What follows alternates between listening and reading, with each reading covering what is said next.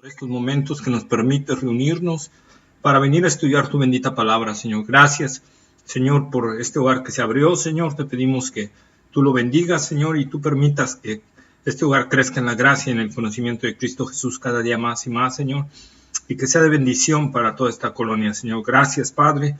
Abre nuestros corazones a tu palabra, Señor. Danos el mensaje que tú tienes para hoy. Que tu Espíritu Santo, Señor, habla a nosotros, Señor. Toca nuestros corazones a través de tu palabra, Señor. Que nuestros sentidos, Señor, estén ubicados en tu palabra, Señor.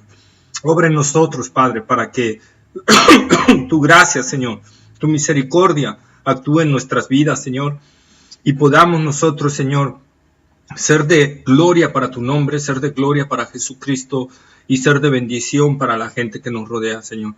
Ayúdanos en el nombre de Cristo Jesús, te damos toda la gloria, Padre. Entregamos en tus manos este estudio, Señor, y pedimos tu bendición, tu gracia y tu dirección en todo, Señor. Ayúdanos, Padre. Te pedimos por las gentes que nos van a oír también a través del internet, que tú obres en sus corazones, Señor, y que tú bendigas sus vidas y que tú obres con poder. En el nombre de Jesús, amén. Amén. Abramos la palabra de Dios en Romanos, capítulo 6, versículos 6 al 11. Romanos, capítulo 6, versículos 6 al 11.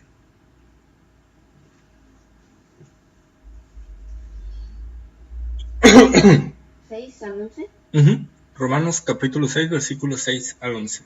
Sabiendo esto, que vuestro viejo hombre fue crucificado juntamente con él, para que el cuerpo del pecado sea destruido, a fin de que no sirvamos más al pecado. Porque el que ha muerto ha sido justificado del pecado, y si morimos con Cristo, creemos que también viviremos con él. Sabiendo que Cristo, habiendo resucitado de los muertos, ya no muere, la muerte no se enseñorea más de él, porque en cuanto murió, al pecado murió una vez por todas, mas en cuanto vive, para Dios vive. Así también vosotros consideraos muertos al pecado, pero vivos para Dios en Cristo, Señor nuestro. Amén, ¿verdad? Entonces nosotros vemos sabiendo esto, está conectando el apóstol Pablo con los versículos anteriores, con los versículos del 1 al 5, ¿verdad? Cuando Pablo dice, perseveraremos en el pecado para que la gracia abunde, en ninguna manera, porque los que hemos muerto al pecado, ¿cómo viviremos aún en él? Y habla acerca del bautismo de Cristo, cómo hemos sido bautizados en Cristo, y hablábamos de la sumersión, ¿verdad? En Cristo Jesús, que estamos ahora compenetrados con Cristo Jesús. Y entonces ahora tenemos una nueva vida, ¿verdad? Y hemos pasado de muerte a vida. Eso es el simbolismo del bautismo, cuando es inmersión, moriste y vuelves a nacer, ¿verdad? Esa es la parte del que simboliza el cristiano. Por eso Pablo dice, sabiendo esto. Y aquí viene una parte importante. Fíjense que está 2 veces Pablo dice sabiendo la palabra. O sea, que era algo conocido para los hermanos de Roma. Era algo conocido para ellos, ¿sí? ¿Y de qué forma lo sabían? Bueno, de 2 maneras. De 2 maneras sabían los hermanos de Roma lo que Pablo iba a decir. Sabiendo esto, que vuestro viejo hombre fue crucificado juntamente con él para que el cuerpo del pecado sea destruido, a fin de que no sirvamos más al pecado. Pablo les está diciendo que eso ya lo saben, que eso ya está en el conocimiento de ellos. ¿Pero por qué? Bueno, por 2 cuestiones. Una es por cuestión doctrinal, ¿sí? Nosotros vamos a ver cómo la iglesia primitiva desde sus inicios se interesaba por la doctrina. Por eso Pablo invoca aquí a los hermanos de Roma, aunque todavía no había llegado un apóstol ahí, pero era gente que estudiaba la palabra. Entonces ellos estudiaban la palabra y se esforzaban en la palabra y conocían entonces esto, no les era desconocido. La iglesia primitiva era una iglesia que le gustaba estudiar la palabra, mucho. Hechos capítulo 2, libro de Hechos capítulo 2, versículo 42.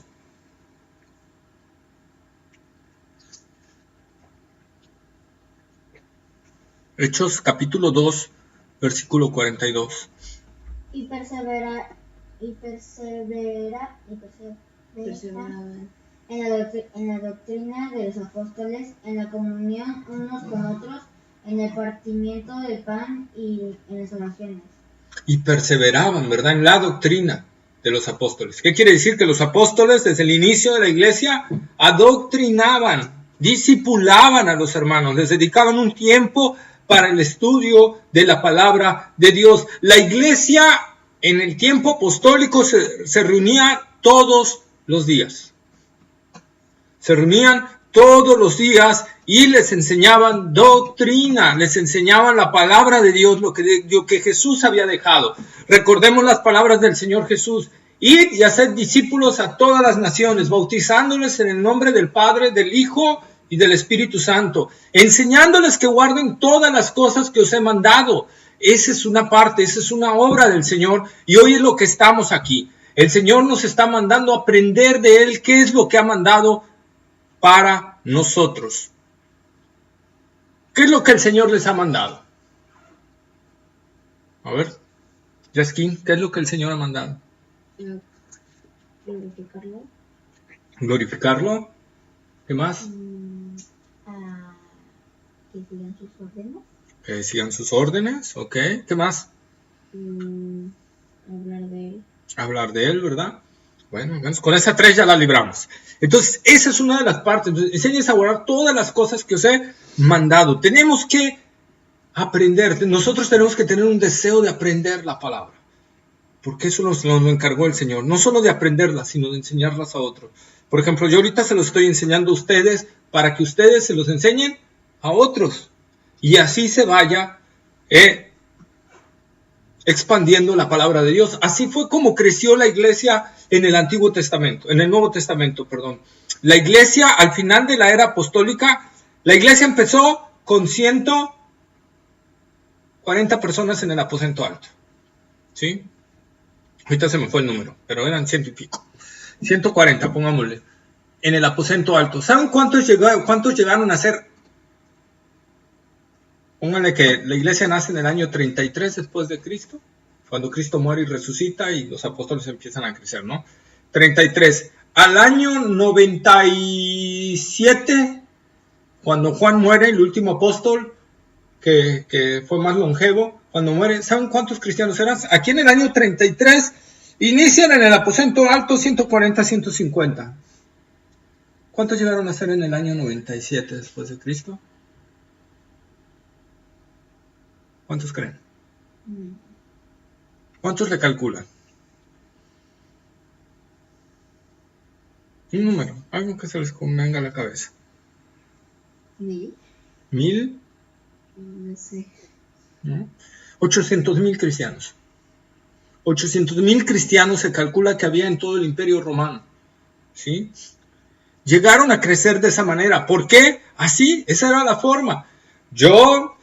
Los apóstoles les enseñaban a la iglesia y la iglesia iba y predicaba el evangelio y les enseñaban a otros y eso les enseñaban a otros y eso les enseñaban a otros y entonces iba creciendo esto exponencialmente, ¿verdad? Pero lo que sí se aseguraban los apóstoles es que quien enseñara es que sabía la doctrina, ¿verdad? Sabía, por eso primero los preparaban, los discipulaban y los enviaban. Por eso Pablo decía, sabiendo esto, ustedes ya saben esta parte porque ya fueron adoctrinados en ese punto. A ver, en Hechos también, capítulo 20, versículos 26 y 27, por favor.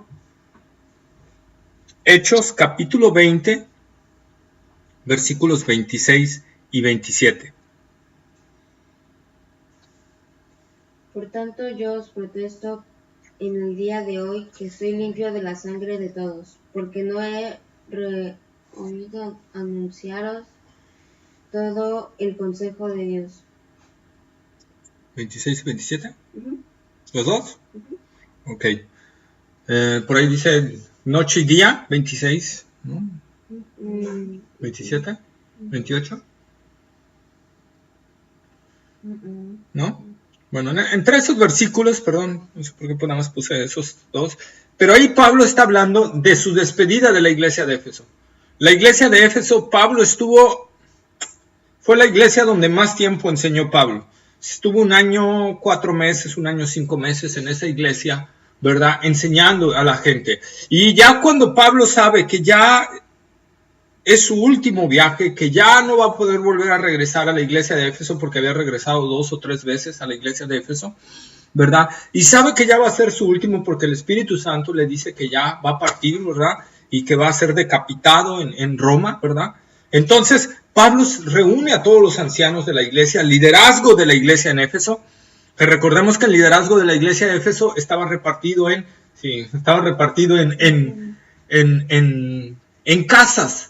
Las reuniones de la iglesia primitiva era así como ahorita nosotros, la gente se reunía en las casas, ¿verdad? Entonces eran varias casas donde había reuniones en Éfeso, y en cada casa había ancianos que vigilaban la doctrina y todo eso. Entonces a todos esos Pablo los junta y les dice que va a ser su última vez que esté ahí con ellos, y llora con ellos y todo. Y entonces Pablo dice, recuerden que no renuncié a darles todo el consejo de la palabra de Dios. O sea, les enseñé toda la palabra de Dios. Y Pablo dice más adelante en el versículo que no sé por qué no lo anoté. Creo que es el 31. A ver, ¿qué dice? Dice, por tanto, velad, acordándoos que por 3 años de noche y de día no he cesado de amonestar con lágrimas a cada uno. Ahí está, ese es, ¿verdad? ¿Que durante cuántos? 3 años. 3 años, perdón, ¿verdad? Porque les decía, 1 año, 5 meses fue la primera vez, y 1 año, 6, 7 meses fue la segunda vez. Entonces Pablo fue donde más duró. Por eso dice Pablo, durante 3 años, ¿verdad? Estuve amonestándolos, ¿cuándo? Noche y día. O sea que Pablo reunía a los ancianos 2 veces al día para enseñarles la palabra de Dios, ¿verdad? Para que estuvieran bien fortalecidos. Vean la importancia que la iglesia primitiva, los apóstoles le daban a la doctrina. Por eso, repito, Pablo empieza el versículo de Romanos 6, capítulo 5, sabiendo esto a la iglesia de Roma, porque ellos sabían. Vamos a 2 de Timoteo, capítulo 3, versículo 15.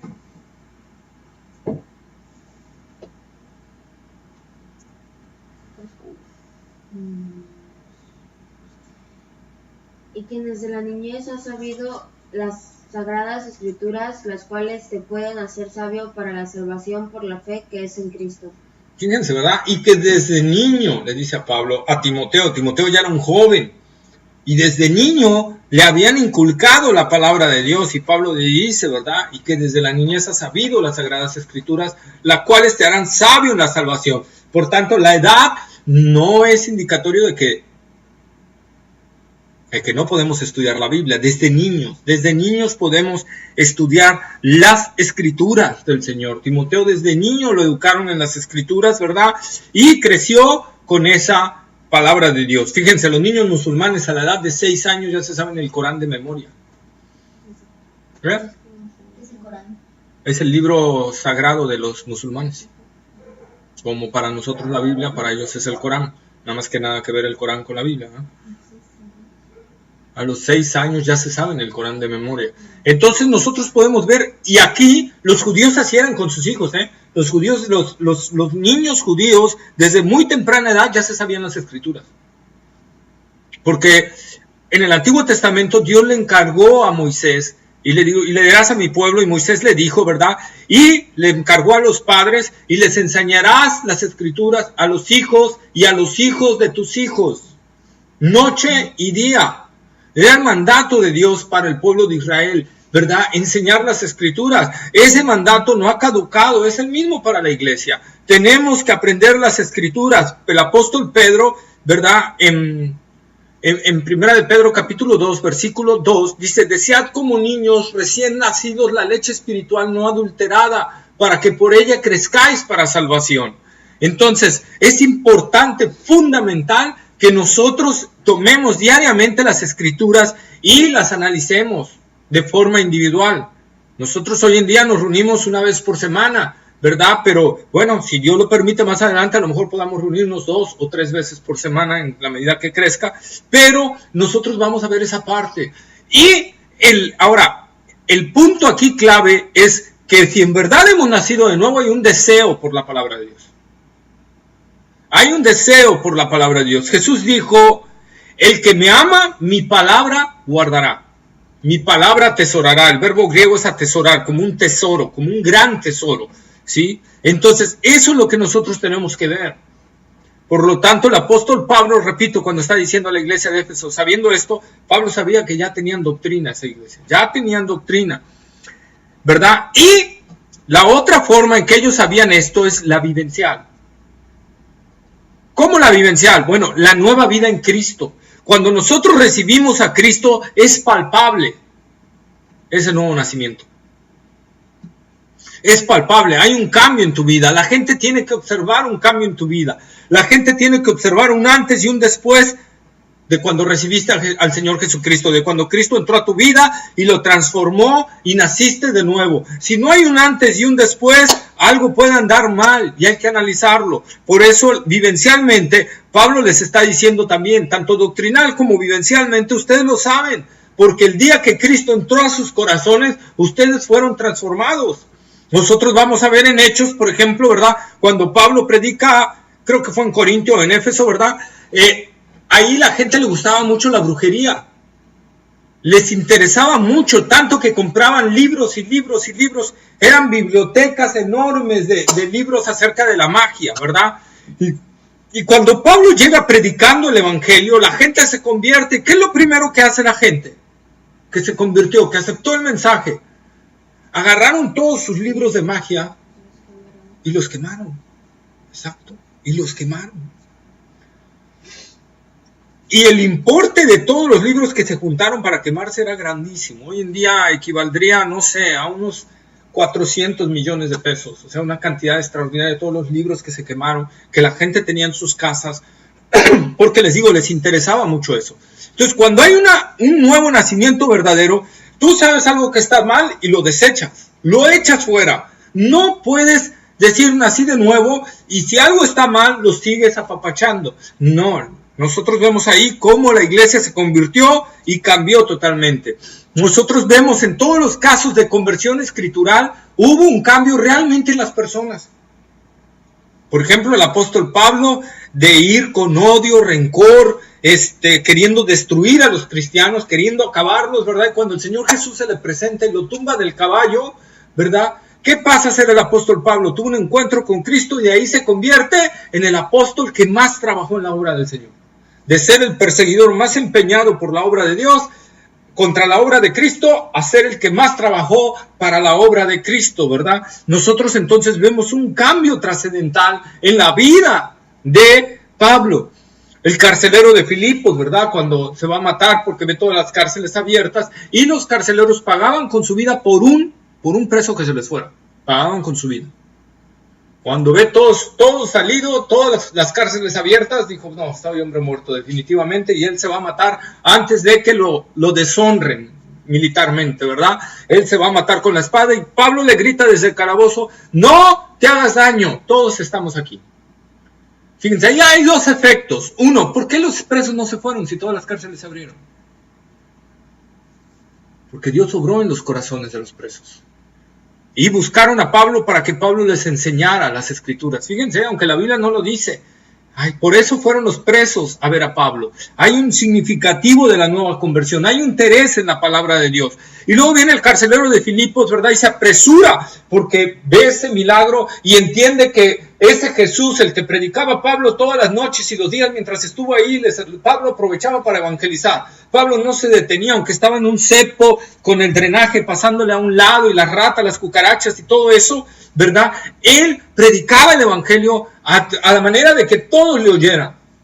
Y se gozaba en el Señor y alababa al Señor. Entonces, por eso es que el carcelero de Filipos se precipita hacia adentro, ¿verdad? Y le dice a Pablo, ¿qué necesito para ser salvo? Y Pablo le dice, cree en el Señor Jesucristo y serás salvo y tú toda tu casa. ¿Y qué hizo ese carcelero? Creyó, pero ¿cuál fue el efecto de que creyó? Inmediatamente agarró a Pablo y Silas y se los llevó a su casa para que les predicara a su familia el evangelio.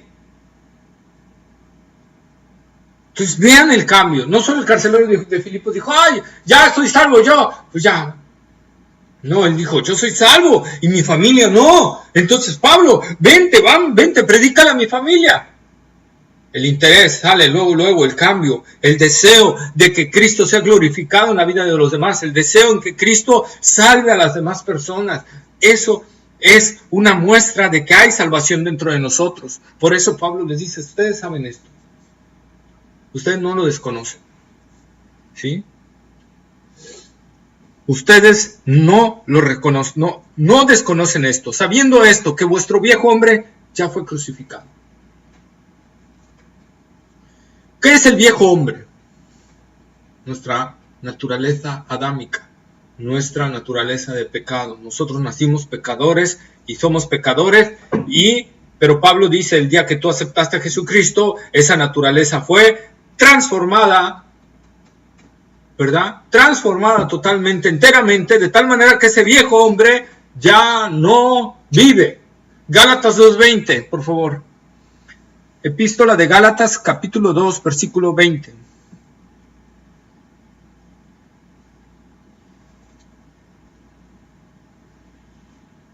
Bueno. Con Cristo estoy juntamente crucificado, y yo ya no vivo, mas vive Cristo en mí. Y lo que ahora vivo en la carne, lo vivo en la fe del Hijo de Dios, el cual me amó y se entregó a sí mismo por mí. Okay, dice Pablo, ya no vivo yo, ahora Cristo vive en mí. Esa es la expresión real de un verdadero cristiano. Ya no vivo yo. El yo es la antigua naturaleza. La naturaleza de pecado. Por lo tanto, esa naturaleza interna ha sido transformada y por lo tanto ese viejo hombre ha muerto. Ha muerto. Después, alguien se hará la pregunta, entonces, ¿por qué peco? Eso lo vamos a ver llegando al versículo 12. Nada más ténganme paciencia. Hasta que llegamos al versículo 12 vamos a ver por qué a veces incurrimos en pecado. Pero Pablo está enseñando aquí claramente por qué, ¿verdad? Como cristianos hemos sido cambiados, hemos sido transformados. Hay millones, en serio, hay millones de gente que va a las iglesias cristianas que no son salvos. Están en las iglesias cristianas, levantan sus manos, oran, predican inclusive la palabra, lloran inclusive, pasan al frente a orar, pero no son salvas. Pero no son salvas.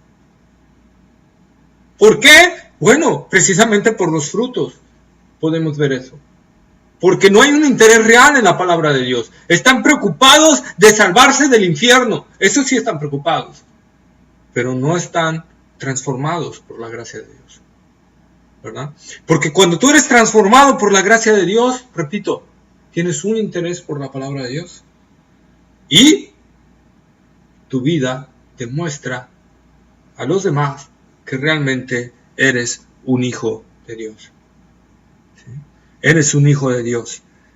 Por eso, oye, debido al evangelio tan light que no confronta el pecado, que no habla acerca de que debemos arrepentirnos de nuestros pecados, que debe haber una transformación en nuestra vida, si en verdad hemos recibido al Señor Jesucristo, si en verdad Cristo ha entrado en nuestros corazones y hemos nacido de nuevo, tiene que haber un cambio de vida. Pablo por eso dice, el que está en Cristo es nueva criatura. Las cosas viejas pasaron y aquí todo fue hecho nuevo. Si yo sigo siendo el mismo, no he sido salvado. Tiene que haber un cambio en mi corazón, tiene que haber un cambio en mi vida, tiene que haber un cambio de conducta, tiene que haber un cambio en mi ser, no provocado por mí, sino provocado por la vida en Cristo que ha entrado en mi vida y que ha transformado mi ser. Por eso el apóstol Pablo dice a la iglesia de Filipos, ¿verdad? El que empezó en vosotros la buena obra, la perfeccionará hasta el día de Jesucristo. Hasta el día de Jesucristo. ¿Sí?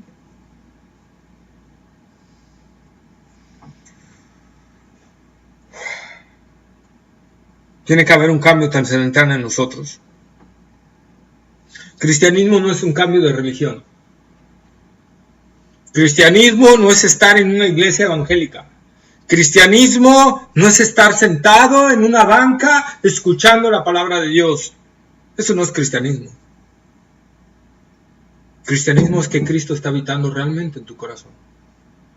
Cristianismo es que realmente el Espíritu Santo está en ti y te esté cambiando y te esté transformando.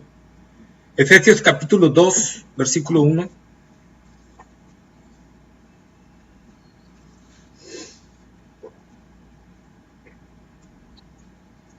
Y Él os dio vida a vosotros cuando estabais muertos en vuestros delitos y pecados.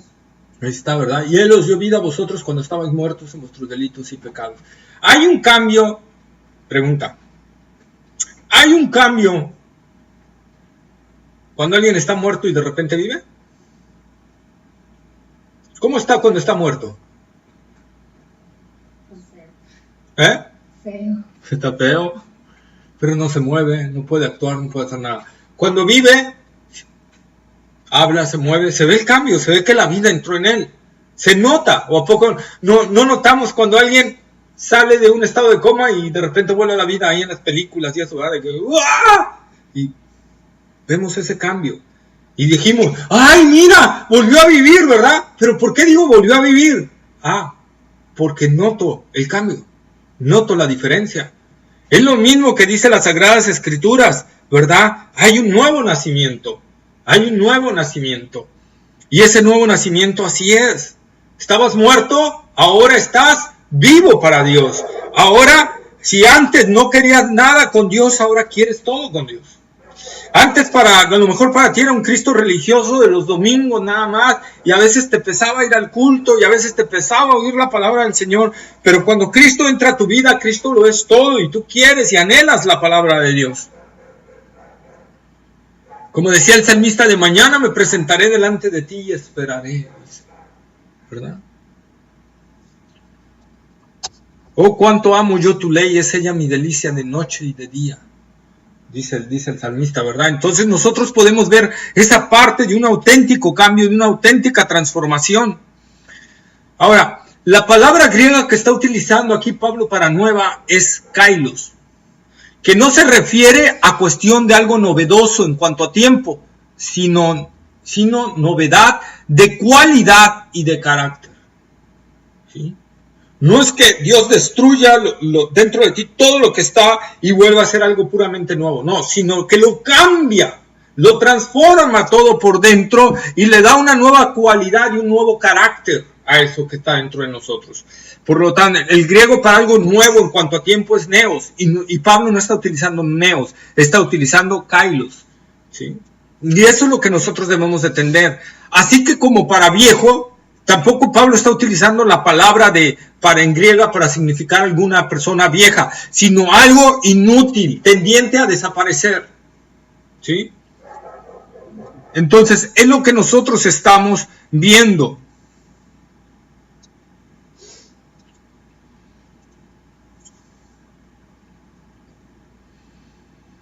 Así que nosotros, como ya vimos y leímos en Gálatas 2:20, el viejo hombre ya está muerto, ¿verdad? Pablo lo dice, ya no vivo yo. A ver, Efesios capítulo 4, versículo 22.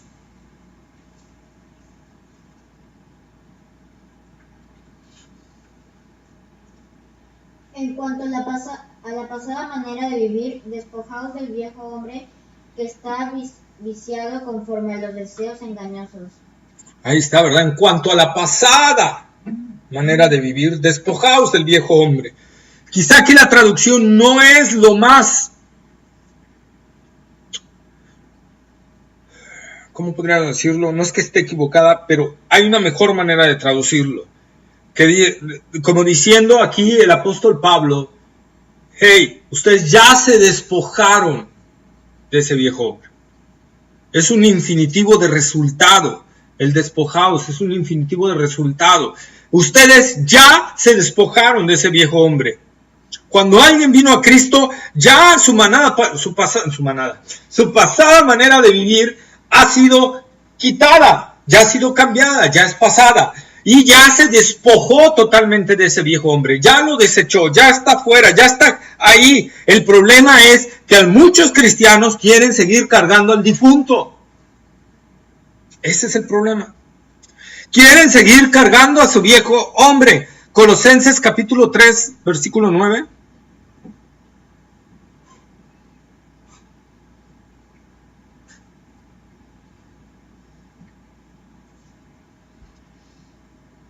No mintáis los unos a las otras, habiéndoos despojado del viejo hombre con sus hechos.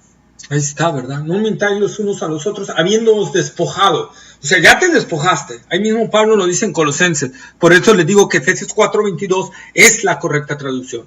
O sea, no que te despojes, sino que ya estás despojado de eso, como lo dice aquí Colosenses, ¿verdad? Ya tú has sido despojado de ese viejo hombre, ya no lo cargues. Por eso Hebreos capítulo 12, versículos 1 y 2 nos habla de eso, que nos quitemos del pecado, del peso que nos asedia. Ya quítate ese peso, ya quítate eso y corre la carrera así. Ya no cargues con el difunto porque te vas a cansar. Tienes que creerle a Dios, si has nacido de nuevo, tienes que creerle a Dios que ese viejo hombre ha muerto. Que has pasado tú de muerte a vida. Que pasaste de tinieblas a luz.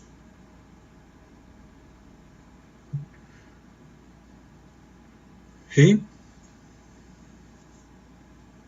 ¿Estamos? Esa es la vida cristiana. No hay posibilidad de una vida doble. No hay posibilidad de una vida doble. Jesús le dijo a la iglesia de la Odisea, por cuanto eres tibia, te vomitaré de mi boca. No podemos estar bajo dos aguas. No podemos estar con un pie en el mundo y con un pie con Cristo. No podemos. No podemos. Un verdadero cristiano acepta el señorío de Jesucristo completamente sobre su vida. Por ejemplo, vamos a Lucas capítulo 1, versículos 30 al 38. Lucas capítulo 1, versículos 30 al 38.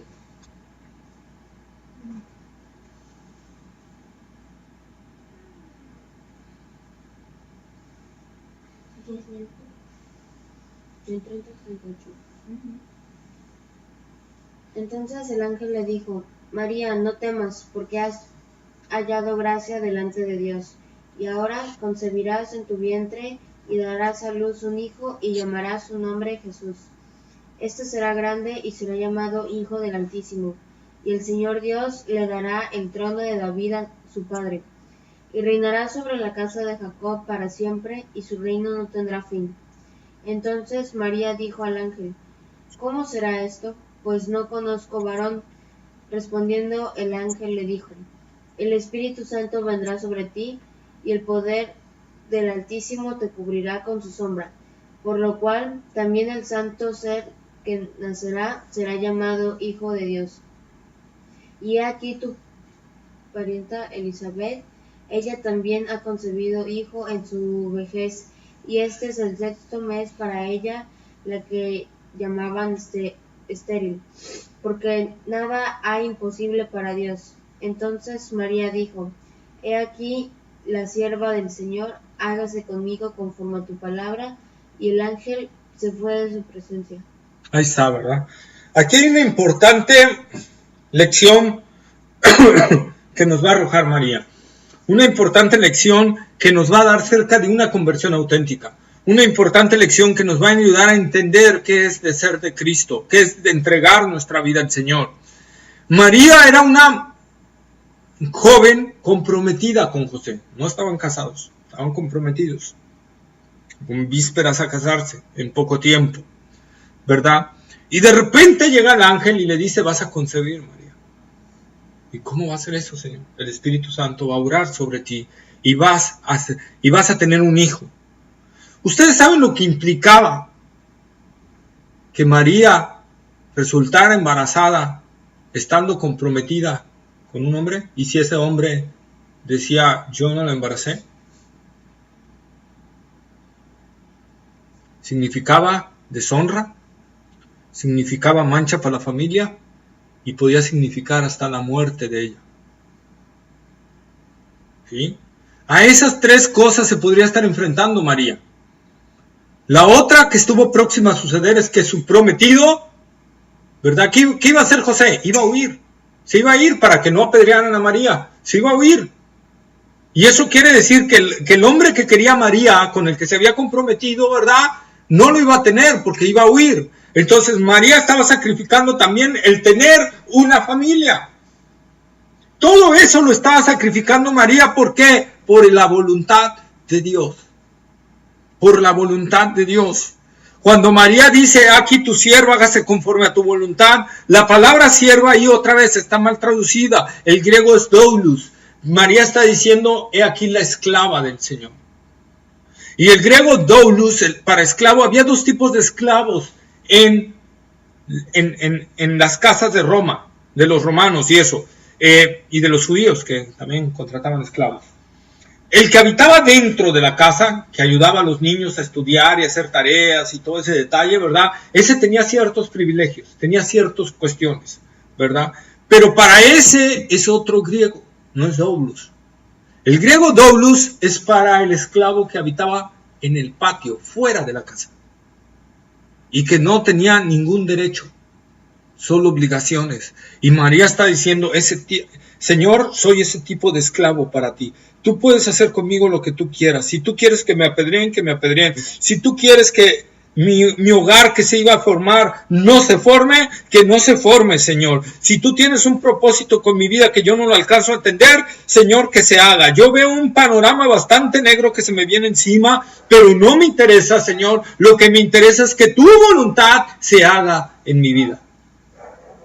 Fíjense, eso es la auténtica vida cristiana. No es lo que yo quiero, es que la voluntad se haga, la voluntad de Dios se haga en mi vida, cueste lo que me cueste. A María le iba a costar mucho, pero miren qué bendición. María, al someterse a la voluntad del Señor, aunque vio el panorama muy gris, aunque vio que posiblemente la podrían matar, aunque vio que su familia a lo mejor nunca la tendría, ¿verdad? Ella hizo la voluntad del Señor, se sometió a la voluntad del Señor y Dios la honró. Dios la honró. ¿Sí? Nosotros los cristianos evangélicos tenemos el respeto a María. No la adoramos ni la veneramos como los católicos porque eso no es de la Biblia, pero la tenemos en mucho respeto delante del Señor, ¿verdad? Un vaso que se entregó hacia el Señor. Que Dios levante más mujeres como María. Que Dios levante más jovencitas como María, que se entregaron al Señor diciendo cueste lo que me cueste, ¿verdad? Como la reina Esther. ¿Se acuerdan de la reina Esther? ¿Sí? Bueno, no les voy a preguntar. Pero no, la reina Esther, ¿verdad? Cuando el rey Asuero, acuérdense que Amán el sirio, estaba planeando destruir a los judíos. Y estaba armando todo, y ya hasta había hecho una horca en su casa para colgar ahí a Mardoqueo, el tío de Esther, ¿verdad? Amán no sabía que la reina Esther era judía. Dios había hecho providencia para que la reina Esther llegara ahí, ¿sí? Y entonces se planea eso, lo escucha Mardoqueo y manda a llamar a Esther para que venga. Entonces viene Esther y le dice, ¿qué pasa, tío? Y dice, están planeando esto, ese hombre Amán está haciendo esto y va a destruir a los judíos, tú tienes que hablar con el rey, tienes que hablar por los de tu sangre. Y le dice la reina Esther, tío, pero si yo voy al rey sin que el rey me mande a llamar, me puede costar la vida. Porque era la regla en el reino de Media y de Persia. Si la reina se presentaba sin que el rey la mandara a llamar, podía que le cortaran la cabeza, morir en ese momento. Lo único que le podía salvar es que el rey extendiera su cetro y ella lo tocara, la reina tocara el cetro. Eso significaba que el rey había tenido clemencia de ella, ¿verdad? Y por lo tanto salvar su vida. Pero Esther sabía que eso le podía costar la muerte. Entonces, ¿verdad? Mardoqueo le dice, solo te recuerdo algo, por algo Dios te puso en ese lugar, Esther. Y si tú no te levantas a favor de los judíos, Dios va a levantar a alguien o otros de otro lado. Pero no creas que el mal no va a llegar a tu casa. Entonces la reina Esther, ¿verdad? Le dice, ok, pónganse en oración y ayuno, yo también voy a orar y voy a ayunar y voy a entrar a la casa del rey y si he de morir, que muera. Esa es la actitud de la reina Esther. Nosotros sabemos el desenlace, ¿verdad? No murió, el rey le extendió el cetro, ¿verdad? Pero la reina Esther estuvo dispuesta a morir por ir a hablar con el rey para salvar a su pueblo. María aquí muestra esa parte también. Dios levante más mujeres como ellas. ¿Sí? ¿Alguna duda hasta aquí?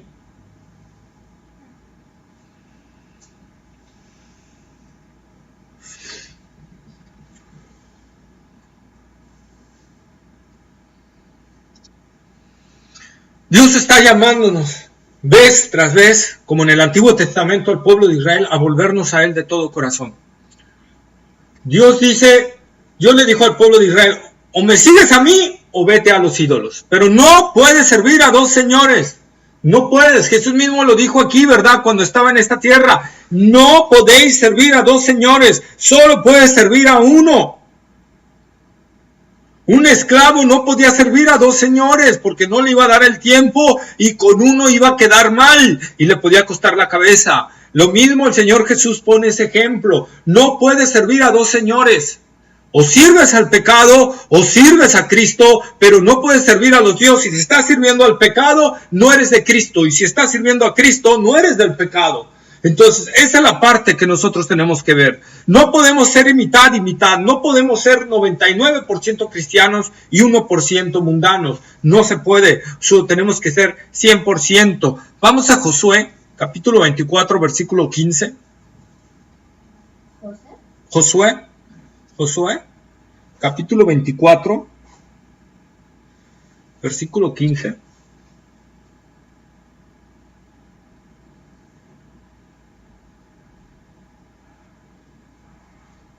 Y si mal os parece servir a Jehová, encogeos hoy a quién servirán, si a los dioses a quienes sirvieron vuestros padres cuando estuvieron al otro lado del río, o a los dioses de los amorreos en cuya tierra habitáis, pero yo a mi casa serviremos a Jehová. Ahí está, ¿verdad? Josué, ese pueblo, imagínense, acababan de entrar a la tierra prometida, conquistaron el territorio, todo, vieron las maravillas de Dios, cómo Dios entregaba los ejércitos en sus manos y todo, y de repente el pueblo se empieza a desviar un poco ahí, y Josué tiene que hablar con ellos y decirles, escojan a quién van a servir, porque no pueden servir a dos, o escojan si sirven a los dioses que estaban atrás del río, ¿verdad? O a los de los amorreos, o a Dios, pero tienen que escoger a uno.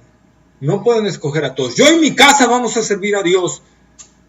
Ustedes decidan a quién van a servir. Primera de Reyes, primer libro de Reyes, capítulo 18, versículo 21.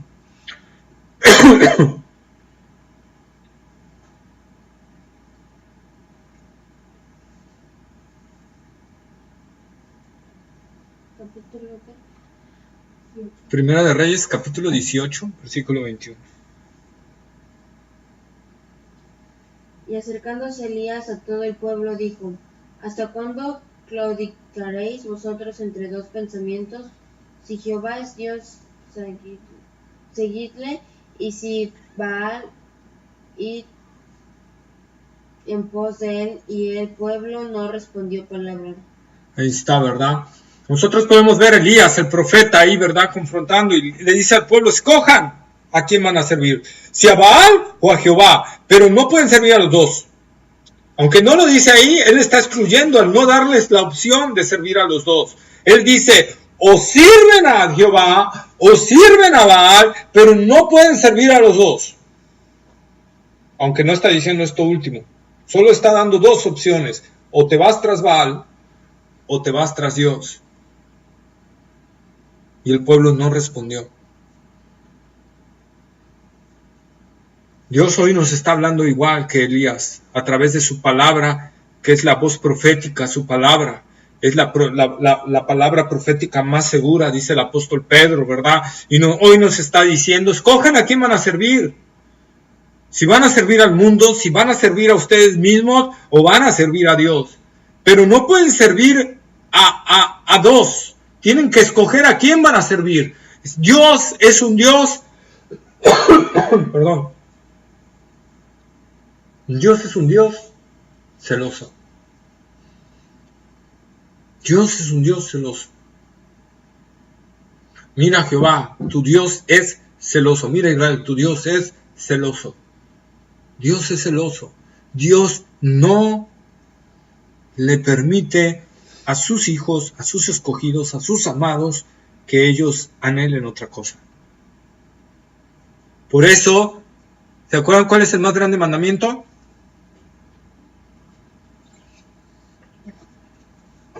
¿Cuál es el más grande mandamiento de todos? Amarás al Señor tu Dios con todo tu corazón, con toda tu alma, con toda tu mente y con todas tus fuerzas. Y el segundo, a tu prójimo como a ti mismo. Pero el primer mandamiento ahí está. Si tú vas a amar a Dios con toda tu mente, con todas tus fuerzas, con toda tu voluntad, con todo tu corazón, con todo tu ser, con todo lo que tú tienes, ¿qué queda para los demás? Nada. Ahí está Dios, el tipo de amor que decide para ti. No puedes tener un poquito de amor hacia el mundo, no puedes tener un poquito de amor hacia las cuestiones de la carne, no puedes tener un poquito de amor hacia los dioses falsos, no puedes. Tienes que entregarle todo tu amor y todo tu ser a Cristo Jesús. Jesús dijo, el que ama a madre, padre, madre, el que ama a padres, hermanos, hijos, esposas, más que a mí, no es digno de mí. Eso dijo el Señor. Si nosotros amamos más o a la par a alguien más, dice el Señor, no eres digno de mí. Porque Dios pide que le amemos con todo, que sea lo principal en nuestra vida. No puede haber algo más grande que Él en nosotros o a la par que Él. ¿Sí? No puede haber. Dios nos amonesta vez tras vez en su palabra esta parte. Por eso Pablo, ¿verdad?, le dice a las iglesias, si ustedes saben esto, que ya han muerto, ya no pueden seguir viviendo dentro de ustedes. Ahora fíjense, se empezó a levantar en esos tiempos una visión dualista, que es equivocada, una visión dualista de que el cristiano posee dos naturalezas, la naturaleza pecaminosa y la naturaleza santa, ¿verdad? Pero esta no procede del cristianismo. Esta cosmovisión o esta forma de ver es muy probablemente del gnosticismo, no del cristianismo. Muchos los han adoptado. Hoy en día hay iglesias que predican esto, que nosotros tenemos dos naturalezas. No tenemos dos naturalezas, tenemos una. Y si hemos nacido con Cristo, tenemos la naturaleza santa de Dios. Y si no hemos nacido con Cristo, tenemos la naturaleza pecaminosa. No tenemos ambas, porque la luz y las tinieblas no cohabitan juntas. La vida y la muerte no cohabitan juntas. Alguien no puede estar 100% muerto y 100% vivo, ¿verdad? Dentro de sí. Es algo totalmente diferente. Por eso la Biblia nos muestra estos antagonismos. Luz, tinieblas, verdad, mentira. ¿Sí? Y nosotros lo podemos ver. A ver, leamos Efesios capítulo 4. Ese ya lo leemos, perdón. Ya lo leemos. ¿Sí? Entonces no podemos nosotros ver eso. Hay una canción que se llama, que hace tiempo se cantaba, ya tiene varios años atrás, que dice, dos seres hay en mí, me quieren dominar, el uno va con Dios y el otro está muy mal. Y aquí me encuentro yo, tratando de descifrar cuál de ellos tomará todo el control de mi vida normal. Eso no es cierto. No habitan dos seres dentro de mí. Solo hay uno. Solo hay uno. Y si he nacido con Cristo, el Espíritu Santo, la naturaleza de Dios está en mí. Si no he nacido con Cristo, estoy en naturaleza pecaminosa. Pero no están cohabitando las dos juntas. Entonces, Edgar, ¿por qué si soy cristiano y soy de Cristo y tengo evidencia de que he nacido de nuevo, a veces peco? Eso lo vamos a ver en el versículo 12. Ya se los dije. No se adelanten. Aún no llegamos ahí. Pero Pablo quiere dejar bien sentado esto, porque es fundamental que entendamos esto. Así en Romanos 6:6 vemos que el conocimiento de cada convertido que ha sufrido un cambio, que ha cambiado de muerte a vida y que ahora el pecado no puede enseñorearse de él. Primera de Colosenses capítulo 3, versículo 3. Es que el paréntesis lo vi como un... Colosenses capítulo 3, versículo 3. Sí. Porque habéis muerto y vuestra vida está escondida con Cristo en Dios. Amén, ¿verdad? Porque habéis muerto y vuestra vida está escondida con Cristo en Dios. ¿Sí? Ahí está claramente. Entonces ese es el mensaje del capítulo 6. ¿Sí? Del versículo 6. El versículo 7, la muerte nos desliga de los efectos de la ley. Al Cristo morir en la cruz como mi sustituto, nosotros morimos allí mismo. Ya vimos Gálatas 2:20, ¿te acuerdan? Con Cristo estoy juntamente crucificado y ya no vivo yo, mas vive Cristo en mí. Así que el pecado no puede tomar acción mediante la ley como lo hacía antes. Vayamos a Colosenses capítulo 2, versículo 14. Anulando el acta de los decretos que había contra nosotros, que nos era contraria, quitándola de en medio y clavándola en la cruz. Ahí está, ¿verdad? Anulando las actas de los decretos que nos era contraria, quitándola de en medio y clavándola en la cruz. Ya el pecado no puede tomar ocasión mediante la ley para culparme, condenarme y llevarme cautivo otra vez, ¿verdad?, al pecado, sino que a través de la muerte del Señor Jesucristo, yo al creer en el Señor Jesucristo he muerto ahí. Es como si yo hubiera sido clavado ahí en la cruz. Por eso Pablo, como leímos en Gálatas 2:20, con Cristo estoy juntamente crucificado. Debo de identificarme plenamente en eso. Cuando Pablo le está diciendo, sabiendo esto, o sea que sabían que ellos habían pasado de luz, de muerte a vida, de tinieblas a luz, y también tenían que saber que Cristo en la cruz había muerto por ellos, y por lo tanto ellos habían muerto ahí también. Nos estamos identificando en la cruz del Calvario. Estamos tomando a Cristo como el que pagó nuestras culpas y murió por nosotros. Yo morí ahí también en la cruz.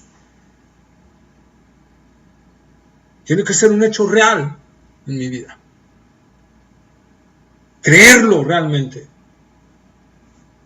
¿Has muerto en Cristo Jesús?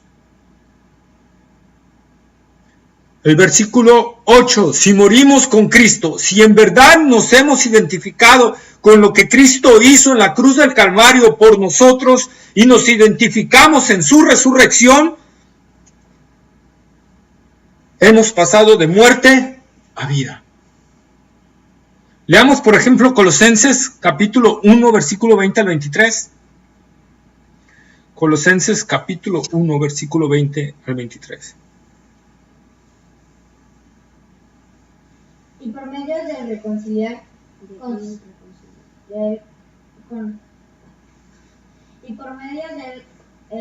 reconciliar consigo todas las cosas, así las que están en la tierra como las que están en los cielos, haciendo la paz mediante la sangre de la cruz. Y a vosotros también, que erais en otro tiempo extraños y enemigos en vuestra mente, haciendo malas obras, ahora os ha reconciliado en su cuerpo de carne por medio de la muerte, para presentaros santos y sin mancha e irreprensibles delante de él. Si en verdad permanecéis fundados y firmes en la fe, y sin moveros de la esperanza del Evangelio que habéis oído, el cual se predica en toda la creación que está debajo del cielo, del cual yo Pablo fui hecho ministro. Ahí está, ¿verdad? Entonces ya vieron todo lo que está diciendo ahí la Escritura. Pablo lo que está hablando acerca de identificarnos con Cristo realmente, de cómo hemos muerto con Él, de cómo tenemos que vivir ahora, de cómo es nuestro cambio, de todo eso. Pablo lo está hablando. A ver, Colosenses, ahí mismo en Colosenses, ahora capítulo 2, versículos 12 y 13. Sepultados con Él en el bautismo, en el cual fuisteis también resucitados con Él, mediante la fe en el poder de Dios que le levantó de los muertos, y a vosotros, estando muertos en pecados y en la incircuncisión de vuestra carne, os dio vida juntamente con Él, perdonándonos todos los pecados. Ahí está, ¿verdad? Y nosotros estando muertos. ¿Cuál es la primera palabra en el versículo 12? ¿Qué dice? Sepultados con Él. Sepultados con Él. Hemos sido sepultados con Él. Hemos muerto con Él. Y hemos sido resucitados a nueva vida. Hay un cambio totalmente. Debe haber un cambio plena y enteramente en esa identificación. Tiene que haber ese cambio, esa transformación en nuestras vidas. ¿Sí? Romanos 5.1. Romanos 5.1. Dice, justificados pues por la fe, tenemos paz para con Dios por medio de nuestro Señor Jesucristo. Ahí está, ¿verdad? Justificados pues por la fe tenemos paz. Hay paz con Dios. Dentro de tu corazón, dentro de tu ser, hay paz. Y sientes la paz. En mi corazón la paz de Cristo domina. Hay paz. Sientes esa paz. Hay paz verdadera. Ese es el cristianismo real.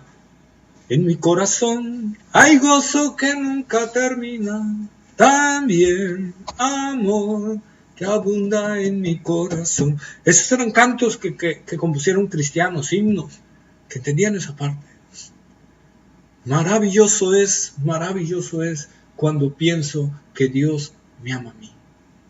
Esa es la parte, hay un cambio, es una transformación, no es una religión, es mucho más que eso. Es una transformación real. ¿Sí? Romanos 6.9.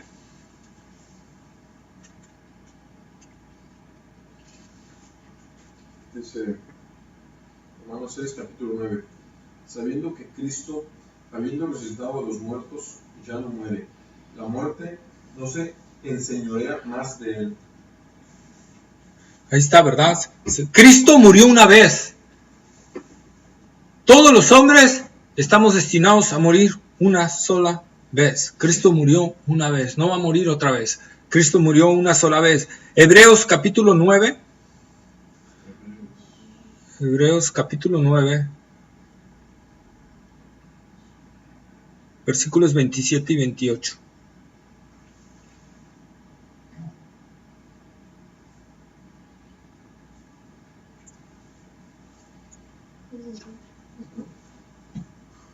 ¿Versículos qué? 27 y 28. Hebreos capítulo 9, versículo 27 y 28.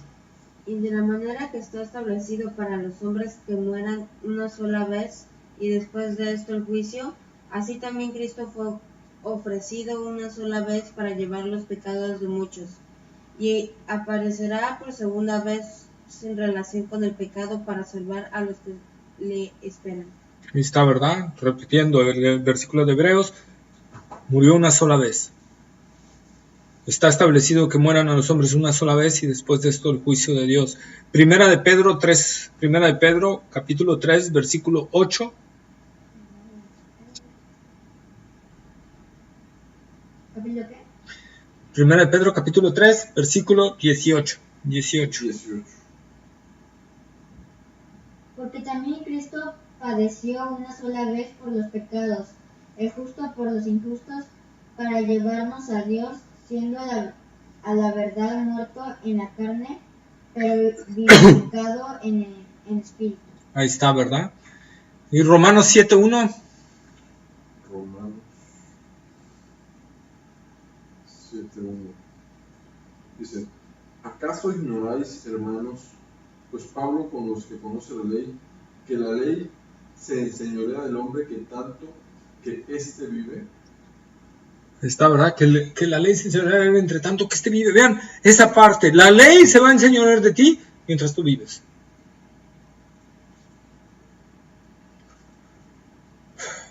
¿Se cuenta? De un asesino terrible que mató a varios, pero en un accidente automovilístico se mató. Y entonces la ley lo sentenció a 100 años de prisión. ¿Ustedes creen que le iba a hacer efecto? ¿Por qué? Porque ya estaba muerto. La ley ya no puede hacer nada. Por eso Pablo dice, consideraos muertos al pecado. Consideraos muertos al pecado, pero vivos para Dios. Esa es la parte que nosotros tenemos que entender. Esa es la nueva naturaleza. Esa es la nueva vida en Cristo Jesús. Muertos al pecado, vivos para con Dios. Así como Cristo murió una vez y resucitó para nueva vida, así nosotros también morimos juntamente con Cristo a nuestros pecados, pero resucitamos a una nueva vida en el Señor Jesucristo. La resurrección del Señor, su resurrección es nuestra esperanza y victoria del cristianismo. La resurrección de Cristo significa la victoria del cristianismo. Si Cristo resucitó, entonces también nosotros resucitaremos, ¿verdad? Es la columna vertebral de todo el cristianismo. Si alguien logra destruir la resurrección de Cristo, destruye todo el cristianismo. Por eso dice Pablo en 1 Corintios 15, 13 al 22. 1 Corintios capítulo 15, versículos 13 al 22.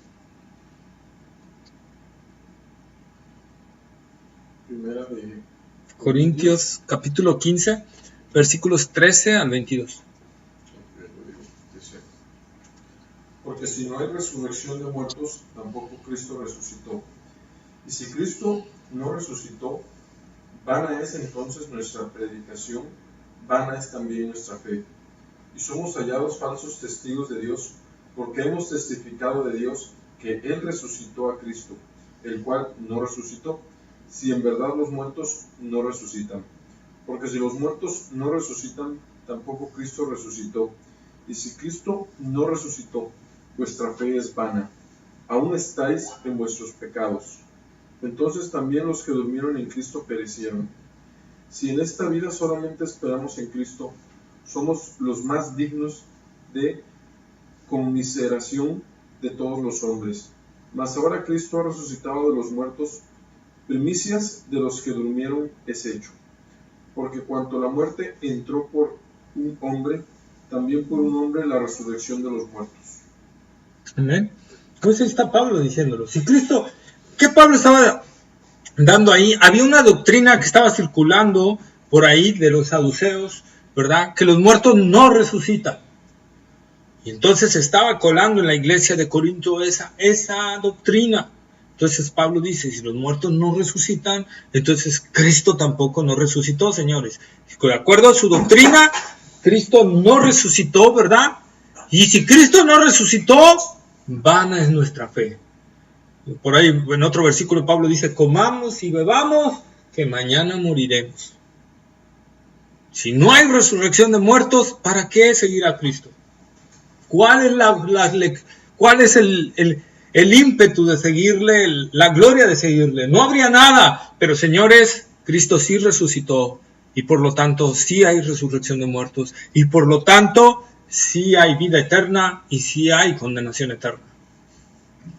Es lo que está diciendo Pablo ahí. Por eso lo que les decía, es la columna vertebral del cristianismo. Si la resurrección de nuestro Señor Jesucristo es la columna vertebral. Es donde muchos han querido acabar con el cristianismo, ¿verdad? Acaba de pasar una película en el cine de una conversión de un ateo, ¿sí? No me acuerdo cómo se llama, me fue el nombre. ¿El caso de Cristo? El caso de Cristo, pero el nombre del periodista, no me acuerdo cómo era. Pero los dos eran ateos, su esposa y él eran ateos.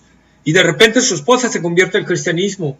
Y él empieza a querer tumbar la doctrina de su esposa. Y entonces le pregunta a alguien, y a un cristiano, y el cristiano le dice, si logras demostrar que Cristo no resucitó, destruyes el cristianismo. Y se puso a investigar, ¿verdad? Como loco, preguntando a expertos, psicólogos y todo. Y encontró que no había forma de comprobar eso. Que la verdad, las evidencias mostraban que sí tuvo que haber habido una resurrección. Todas las evidencias guiaban a una resurrección de Cristo. Y es lo que aquí está diciendo Pablo. Cristo resucitó, señores. Por lo tanto, hay vida eterna o condenación eterna. Romanos 6, 10 y 11, que ya lo leímos, pero ahorita estamos haciendo un resumen versículo por versículo. Romanos 6, 10 y 11.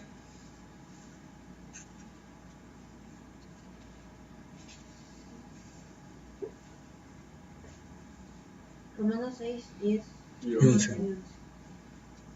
Porque en cuanto murió, al pecado murió una vez por todas, mas en cuanto vive, para Dios vive. Así también vosotros consideraos muertos en pecado, pero vivos para Dios en Cristo Jesús, Señor nuestro.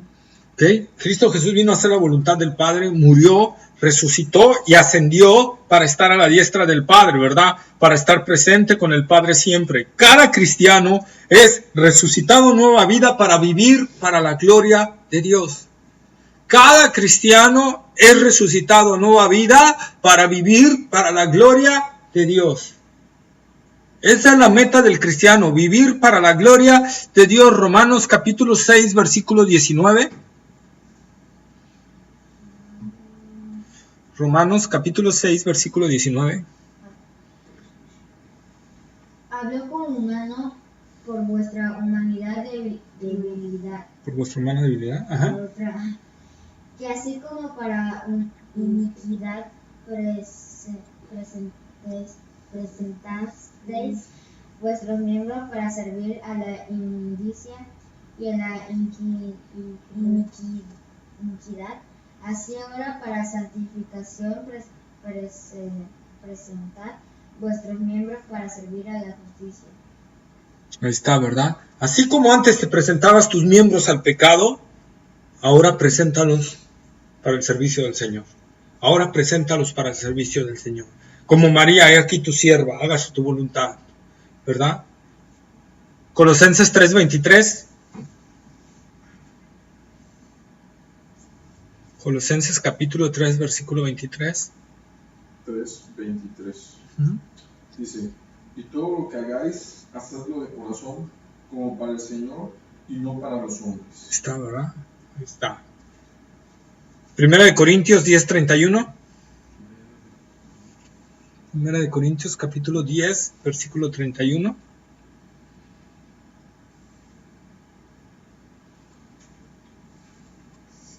Si pues coméis o bebéis o hacéis otra cosa, hacedlo todo para la gloria de Dios. Ahí está, ¿verdad? Si coméis, bebéis o hacéis otra cosa, hacedlo todo para la gloria de Dios. Todo el cristiano tiene que vivir para la gloria de Dios, porque ha muerto. Y ahora vive, pero vive para Cristo. No vive para sí mismo, vive para Cristo. Ha habido una resurrección, ha habido un cambio de haber estado muerto a vida, como les decía en las películas, ¿no? Cuando alguien está muerto ahí en la plancha y de repente, ¡ah! Los que lo están viendo notan la diferencia, ¿verdad? De cuando estaba muerto a cuando estaba vivo. ¿Qué pasa con los que lo ven? Se espantan, ¿verdad? Y algunos salen corriendo y otros van y lo abrazan de alegría, ¿verdad? Pero se nota el cambio porque estaba muerto y ahora está vivo. Lo mismo sucede en Cristo. Se nota el cambio. Porque hay un cambio. De un estado muerto en delitos y pecados a un estado vivo para Dios. Ese es el cambio que opera en nuestra vida. Cito a un comentarista, Mark Hendrickson, que dice acerca de estos versículos: es aquí donde la doctrina le cede el paso a la exhortación. Lo que se ha establecido a saber, que en principio los creyentes están muertos al pecado y vivos para Cristo. Deben transformarse en la permanente convicción de sus corazones y mentes, el punto de despegue de todo su pensar, planificar, disfrutar, hablar y hacer. Ellos deben recordar constantemente que ya no son lo que antes eran. Sus vidas deben demostrar de día en día que no han olvidado esto. Están en Cristo, han sido escogidos en Él, redimidos en Él, vivos en Él, viven en Él, ¿verdad? La justicia de Cristo les ha sido atribuida a ellos. Su espíritu ha sido derramado en sus corazones. En un sentido, es cierto que cuando Cristo murió, ellos murieron con Él. Cuando Él resucitó, ellos resucitaron con Él. Quizá el mejor comentario sobre Romanos 6:11 sea el que Pablo mismo hizo. Si pues, habéis resucitado con Cristo, buscad las cosas de arriba donde está Cristo, sentado a la diestra de Dios. Coloquen su atención en las cosas de arriba, no en las cosas que están sobre la tierra, porque moristeis y vuestra vida está escondida con Cristo en Dios. Cuando Cristo, nuestra vida, se manifieste, entonces vosotros también seréis manifestados con Él en gloria. Colosenses capítulo 3, versículo 1 al 4. Ese es el comentario, me encantó cómo lo explaina ahí Mark Hendrickson, ¿verdad? Y es una verdad. Romanos 6, del 5 al 11 es lo que nos está diciendo. ¿Sí? Es lo que nos está diciendo, lo que nos está hablando. Tiene que haber un cambio, tiene que haber una transformación. Es algo que se ve, es algo que sabemos, es algo que estamos conscientes, sabiendo, como decía Pablo, sabiendo esto. 2 veces Pablo en los versículos 5 al 11 utiliza 2 veces sabiendo y 1 vez considerad, ¿verdad? Es algo que lo sabemos, que está dentro de nosotros, lo sabemos doctrinalmente y lo sabemos vivencialmente, ¿sí? Como lo vimos en un principio, vivencialmente porque algo afectó nuestra vida y lo transformó y lo podemos notar, y porque la gente que está a mi alrededor va a notar un cambio en mi vida. Y doctrinalmente porque lo sabían, porque ya vimos que la iglesia primitiva le daba mucho énfasis a la doctrina. Mucho énfasis, como hoy en día se ha perdido, pero le daba mucho énfasis a la doctrina. Por eso Pablo les explica así. Entonces hemos muerto al pecado, hemos resucitado para nueva vida en Cristo Jesús. Esto es una realidad en todo el cristiano. ¿Por qué pecamos? Lo vamos a ver en la siguiente clase, que no debiéramos, pero a veces pecamos. ¿Por qué? Romanos, ¿qué? ¿Qué versículo dije? 12, ¿verdad? Que es el siguiente que vamos a ver. Romanos capítulo 6, versículo 12. Vamos a ver por qué a veces caemos en pecado. ¿Sí? Pero no debe ser nuestro estado. No debe ser. Hemos muerto al pecado. Estamos vivos para Cristo. Y si estamos vivos para Cristo, debemos de vivir para la gloria de Jesucristo. Para la gloria de aquel que nos salvó y nos compró con precio de su propia sangre. ¿Verdad? ¿Alguna pregunta o duda hasta aquí? ¿No? Bueno. ¿Dudas? ¿No? ¿Todo bien? Ok. Vamos a orar. Ya para despedirnos. Buen Dios y Padre Santo, Señor, gracias, Señor, por tu misericordia, gracias por tu bondad. Gracias, Padre, Señor, porque Cristo murió en la cruz del Calvario, derramó su sangre, soportó tu ira, soportó el dolor y el quebranto de la muerte de cruz, soportó la maldición de la ley ahí, Señor, por amor a nosotros. Y ahí, Señor, nosotros al creer en Él, hemos creído que Él murió por nosotros, que fue nuestro sustituto, Señor. Y que entonces nosotros, cuando Él murió por nosotros, nosotros morimos ahí con Él, para ahora resucitar a nueva vida, así como Él resucitó. Nosotros hemos resucitado a nueva vida por medio de tu poder, Señor, para vivir una vida que te agrade a ti, para vivir una vida que te glorifique a ti. Si en verdad hemos nacido en Cristo Jesús, tiene que haber un cambio en nuestras vidas. Oh Dios, te pedimos perdón, Señor. Si nuestra vida no ha reflejado un cambio, Señor, si hemos permitido, como lo vamos a ver más adelante, Señor, que el pecado haga hecho algún movimiento ahí en nuestra carne, Señor, te pedimos perdón, Señor. Y rogamos, Señor, que tu Espíritu Santo, Señor, nos haga ver nuestra condición en ti. Que ya no estamos más sujetos al pecado, como dice Romanos capítulo 6, en versículos 1 al 11, Señor. Que ya no podemos perseverar en el pecado, que no es una condición de un verdadero hijo tuyo, que es algo antinatural, total y enteramente, que un verdadero cristiano esté perseverando en el pecado. Señor, que ya no podemos estar manchándonos del lodo de la inmundicia, que ya no podemos estar, Señor, navegando en las aguas de drenaje, Señor, que ya no podemos estar sumergiéndonos, buceando en esas aguas apestilentas de pecados, Señor, sino que tú nos has llamado, Señor, a nueva vida, Señor, a sumergirnos en los manantiales de tu palabra, Señor, a sumergirnos en los manantiales de tu presencia, a sumergirnos en los manantiales de tu amor, en agua limpia, pura, Señor.